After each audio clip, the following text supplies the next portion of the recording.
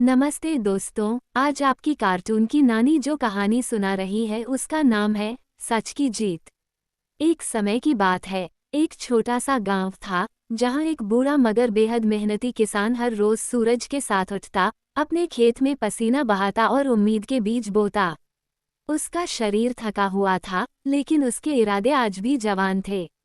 वो किसान अकेला रहता था, लेकिन उसका एक अनदेखा साथी था, एक काला जहरीला सांप जो उसके खेत में एक पुराने बिल में वर्षों से रह रहा था। किसान जानता था कि वो सांप जहरीला है, लेकिन फिर भी उसने कभी उसे नुकसान नहीं पहुंचाया। उल्टा, वो उस बिल के आसपास हल तक नहीं चलाता था, ताकि सांप की शांति भंग न हो। ये देख सांप के मन में किसान के लिए गहरा स्नेह और मित्रता का भाव पैदा हो गया। गांव का जमींदार बहुत ही लालची और अत्याचारी था। वो गांव के गरीब किसानों की मेहनत को लूटता रहता था। किसान की मेहनत से उगाई गई फसलें भी वह चुपचाप रात में कटवाकर अपने गोदाम में भिजवा देता।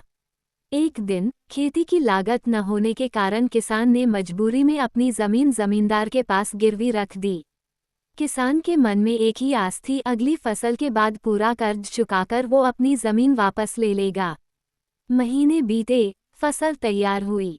किसान ने दिन रात एक करके सारा कर्ज इकट्ठा किया और एक दिन थैली में पैसे भरकर जमींदार के पास पहुंचा।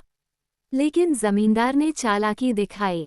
उसने झूठा ब्याज जोड़कर इतनी बड़ी रकम बता दी कि किसान उसे चुका ही न पाए।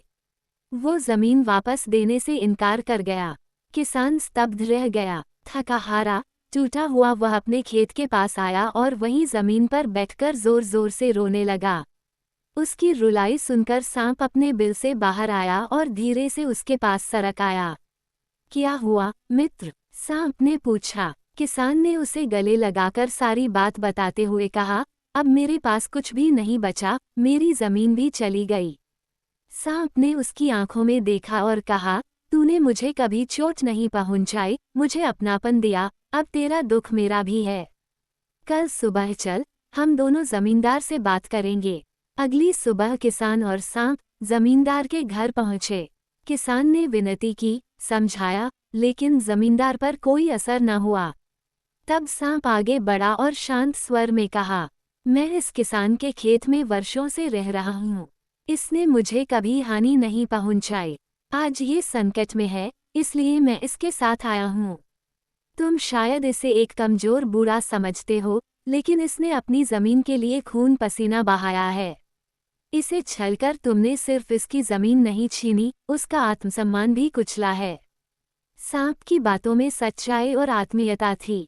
जमींदार की आंखों में नमी आ गई। उसे अपने कर्मों पर शर्म आने लगी।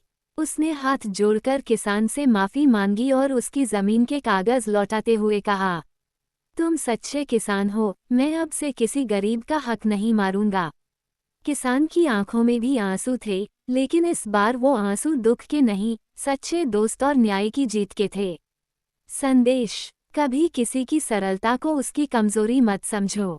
सच्चाई और करुणा जब साथ होते हैं, तो सबसे बड़ा अत्याचारी भी झुक जाता है।